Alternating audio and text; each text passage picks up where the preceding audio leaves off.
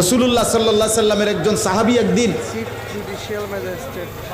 নবীজিকে জিজ্ঞেস করছে সামনে দাঁড়াইয়া, ইয়া রাসূলুল্লাহ, ঈমানের পরে সর্বশ্রেষ্ঠ সম্পদ কি? নবীজি বলছে হুসনে আখলাক, উত্তম চরিত্র। ওই সাহাবী ডান দিকে দাঁড়াইয়া আবার জিজ্ঞেস করছে, ইয়া রাসূলুল্লাহ, ঈমানের পরে সর্বশ্রেষ্ঠ নিয়ামত কি? নবীজি আবার বলছে হুসনে আখলাক, উত্তম চরিত্র।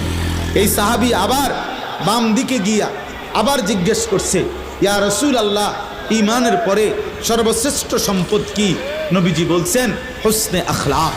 এই সাহাবী আবার পিছন দিকে দাঁড়াইয়া আবার জিজ্ঞেস করছেন, ইয়া রাসূলুল্লাহ, ঈমানের পরে সর্বশ্রেষ্ঠ সম্পদ কি? আল্লাহর নবী বললেন, সাহাবী, তুমি কি বুঝতেছো না? উত্তম আখলাক, উত্তম আখলাক, উত্তম আখলাক, উত্তম আখলাক। তুমি যদি 1000 বারও বলো, আমি মুহাম্মদ 1000 বারই বলি।